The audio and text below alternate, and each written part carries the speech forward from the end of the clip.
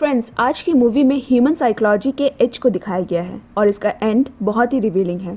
ये एक Argentina Spanish language psychological thriller पे बेस्ड है। मूवी का नाम है द सन, जिसका स्पेनिश नेम एल हिजो है।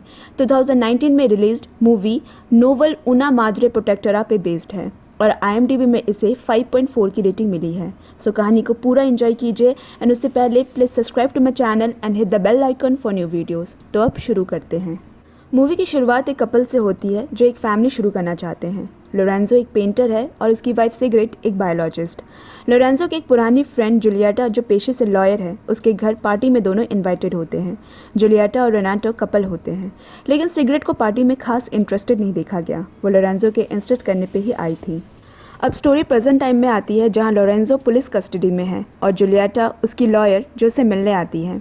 वापस से स्टोरी फ्लैशबैक होती है, जहां पार्टी में लोरेंजो ने बता रहा है कि सिग्रिड अर्जेंटीना एक रिसर्च के सिलसिले में आई है और अब वो उसे अपने घर के बेसमेंट में एक लैब बनाने में हेल्प कर रहा है।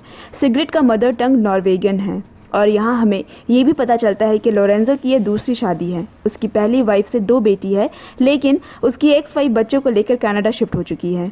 जूलिएटा पहले एक आर्ट स्टूडेंट थी, बट अब वो एक लॉ फर्म के लिए काम करती है। जूलिएटा और रेनाटो भी बच्चा लेना चाहते हैं, लेकिन कॉम्प्लिकेशंस होने की वजह से दोनों फर्टिलिटी टेस्ट करवा रहे हैं।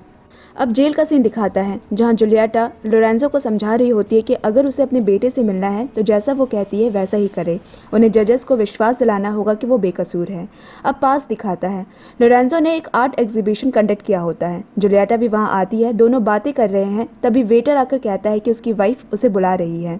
अचानक सिगरेट की तबीयत खराब होने की वजह से वो घर जाने को कहती है।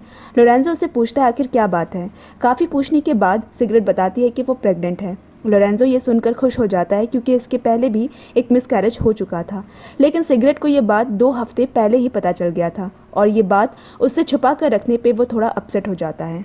दोस्तों, इस मूवी में पास्ट और प्रेजेंट को साइमल्टेनियसली दिखाया गया है, जहां एक तरफ प्रेजेंट में लोरेंजो के ऊपर केस फाइल है और दूसरी ओर पास्ट की कहानी चलती है। अब जजेस के सामने दोनों बैठे हैं। उसकी वाइफ ने उस पर केस फाइल किया है, जिससे लोरेंजो पे 90 डेज़ का रिस्ट्रेनिंग ऑर्डर लगा दिया गया है। मतलब 90 दिन के बाद ही वो अपने बेटे से मिल पाएगा। लोरेंजो इस बात पे गुस्सा हो जाता है, क्यों उसे अपने घर और बच्चे से दूर रखा जा रहा है, जबकि उसकी कोई गलती नहीं है। लेकिन उसकी बातें अनसुनी कर दी जाती है और फ़ौरन एक साइकाइट्रिस्ट को भी असाइन किया जाता है।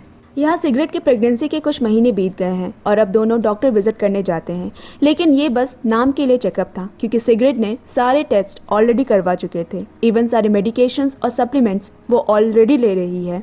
डॉक्टर ये सब सुनकर हैरान हो जाता है। पहले हुए मिसकैरेज से सिगरेट इस बार एक्स्ट्रा केयरफुल होती है। डिलीवरी की पूछने पर सिगरेट कहती है कि वो बच्चे को घर पे जन्म देना चाहती है, क्योंकि ये उसके घर का ट्रेडिशन है। लोरेंजो उसे हेल्प के लिए एक नैनी रखने की बात करता है, जिस पर सिगरेट कहती है वो खुद से ढूंढ लेगी। अब लोरेंजो को विजिट करने जूलिएटा और रेनाटो हॉस्पिटल जाते हैं। डॉक्टर बताता है लोरेंजो जो देख रहा है और जो कह रहा है उसमें कोई भी कनेक्शन नहीं है, इसीलिए फ़िलहाल उसे हाई मेडिकेशन पे रखा है, लेकिन वो जल्दी ठीक हो जाएगा। पास्ट में एक दिन लोरेंजो पेंटिंग कर रहा होता है। रूम में सिगरेट आकर कहती है इस पेंट में कुछ है जो मुझे नहीं पसंद आ रहा, और उसे ऊपर एटिक रूम शिफ्ट हो जाने को कहती है।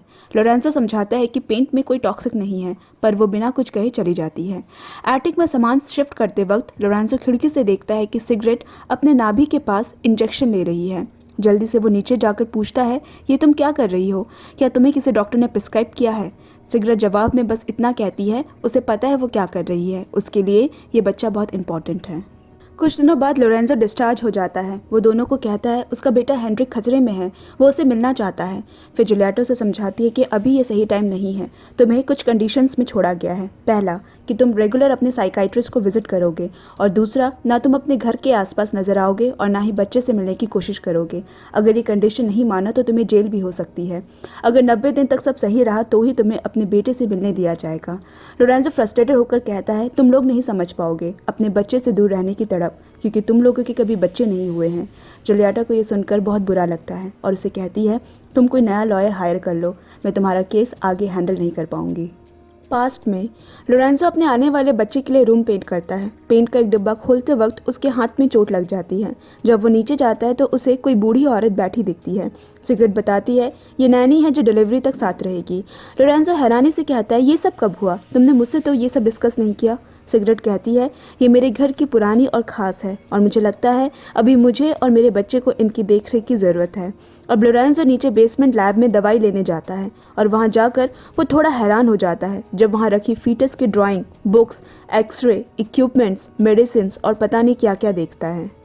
अब दिखाता है डिनर टेबल पे नैनी और सिगरेट आपस में अपने ही लैंग्वेज में बातें करते हैं और लोरेंजो चुपचाप बैठा उन्हें देखता रहता है। बोर होकर वो सोने चला जाता है, लेकिन ऊपर जाकर देखता है कि बच्चे का रूम का कलर चेंज है।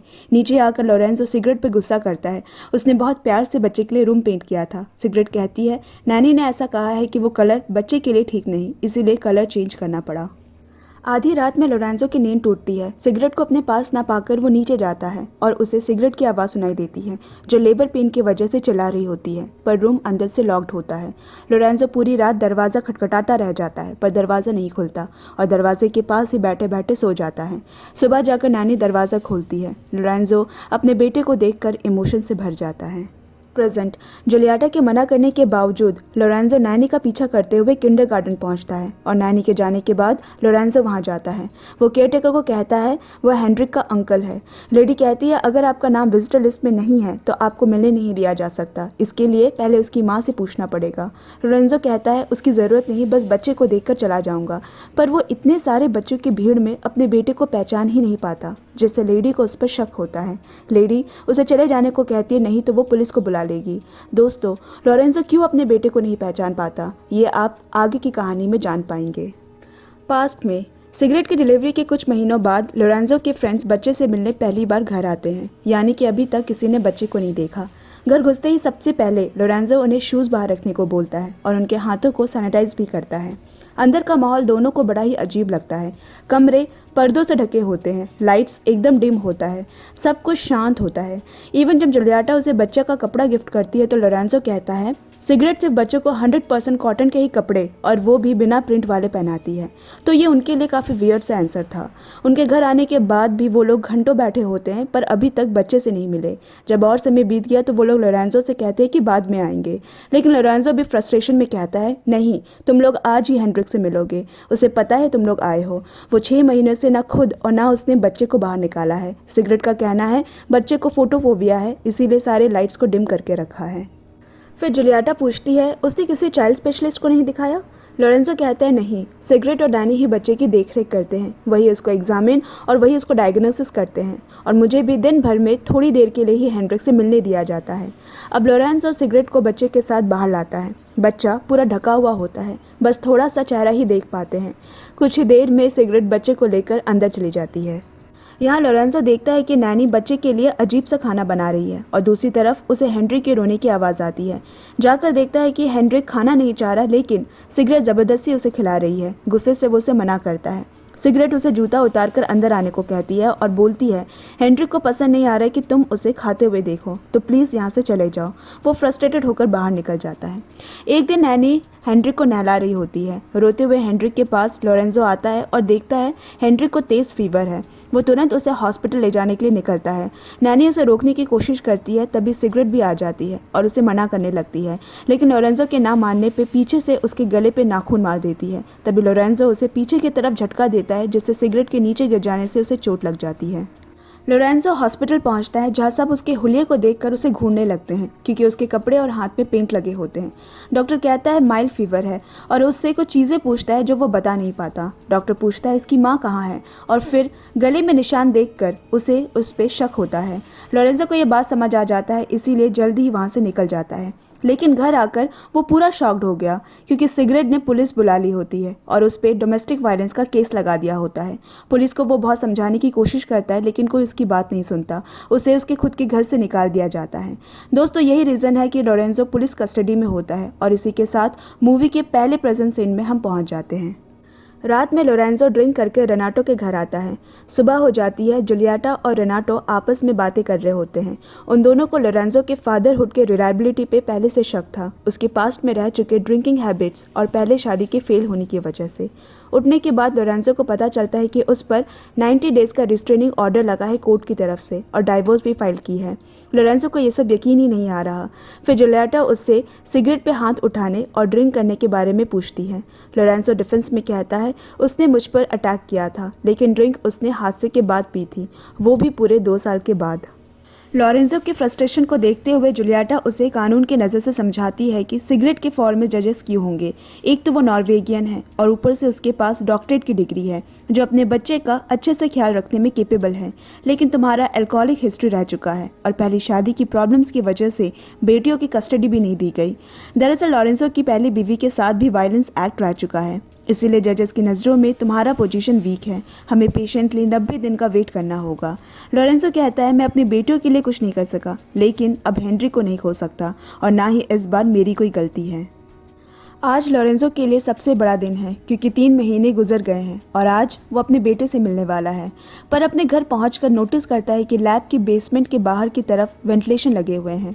नैनी दरवाज़ा खोलती है, अंदर हेनरिक खिलौने से खेल रहा है। लोरेंजो खुशी खुशी उसकी तरफ जाता है, लेकिन उसे देखते ही उसके चेहरे का रंग उड़ जाता है और कहता है ये मेरा बेटा नहीं है, मेरा बेटा कहाँ है। और उसके बाद हेनरिक आवाज़ देते हुए पूरे घर में उसे ढूंढता है और जब बेसमेंट जाता है तो दरवाज़ा बंद होता है। इधर नैनी उसकी हरकत को देखकर पुलिस को फ़ोन कर देती है। यहाँ लोरेंजो दरवाज़ा को खोलने की कोशिश करता है, पर पुलिस वहाँ पहुँचकर उसे एक बार फिर से अरेस्ट कर लेती है। प्रेजेंट लोरेंजो को एक पोस्ट आता है। उसे पढ़ने के बाद वो सीधा जूलिएटा के ऑफिस जाता है और उससे माफ़ी मांगता है। वो उसे माफ़ कर देती है। फिर लोरेंजो उससे फर्टिलिटी ट्रीटमेंट के बारे में पूछता है, जिस पर जूलिएटा कहती है नो प्रोग्रेस और अब ट्रीटमेंट का कोई फ़ायदा नहीं, वो लोग अडॉप्शन का सोच रहे हैं। वो उससे उसके नए लॉयर के बारे में पूछती है। लोरेंजो कहता है उसने दोबारा किसी को हायर नहीं किया क्योंकि वो फिर से समझाने की हालत में नहीं है। अब वो उससे वही पोस्ट देते हुए कहता है तुम ही मेरे इसमें मदद कर सकती हो। पोस्ट में लिखा होता है X5 सिगरेट ने लोरेंजो को उसके बच्चे से मिलने की परमिशन दे दी है क्योंकि अब वो उसे थ्रेट नहीं मानती। लोरेंजो उसे एक आखिरी बार मीडिएटर बनकर उसकी मदद करने को कहता है। जूलिएटा मना करती है, लेकिन फिर वो मान जाती है। अब लोरेंजो और सिगरेट आमने सामने होते हैं। सिगरेट का लॉयर एक एग्रीमेंट प्रपोजल देता है जिसमें लोरेंजो को फुल विजिटेशन राइट्स और कस्टडी मिलेगी। वो आधा समय अपने बच्चे के साथ स्पेंड कर सकता है, लेकिन सिगरेट को कंट्री छोड़कर जाने का फुल ऑथराइजेशन होगा। लोरेंजो एग्री नहीं होता। तब लॉयर कहता है हम तुम्हारे परमिशन के बिना भी कोर्ट रूम से रिक्वेस्ट कर सकते हैं क्योंकि तुम अभी भी अंडर सस्पेंशन में हो, जो अपने बेटे को नहीं पहचान पाता। लोरेंजो कहता है यहाँ रूम में बैठा मैं सबको पहचान सकता हूँ, बस अपने बेटे को नहीं। क्या ये कोई अजीब बात नहीं है? जूलिएटा उसे शांत करती है, साथ ही इस प्रपोजल से इनकार कर देती है और सिगरेट भी जाने वाली होती है। तभी लोरेंजो प्रपोजल को हाँ कर देता है और कल ही हेनरिक से मिलने की मांग करता है, जिस पर सिगरेट हामी भरती है। अगले दिन लोरेंजो अपने घर जाता है, जहां गेट पे नैनी बच्चे को लेकर खड़ी होती है। जूलिएटा भी साथ होती है। लोरेंजो उसे उसके घर ले जाने को कहता है। जूलिएटा और रेनाटो दोनों बच्चों के साथ खेल रहे होते हैं। लोरेंजो कहता है तुम दोनों ने इस लड़ाई में मेरा बहुत साथ दिया है, अब से तुम इसके गॉड पेरेंट्स हो। दोनों बहुत खुश हो जाते हैं। उसके बाद लोरेंजो वॉशरूम जाना है कहकर वहाँ से चला जाता है, लेकिन काफ़ी समय बीत जाता है पर लोरेंजो वॉशरूम से नहीं निकला होता। दोनों फ़ौरन वॉशरूम गए।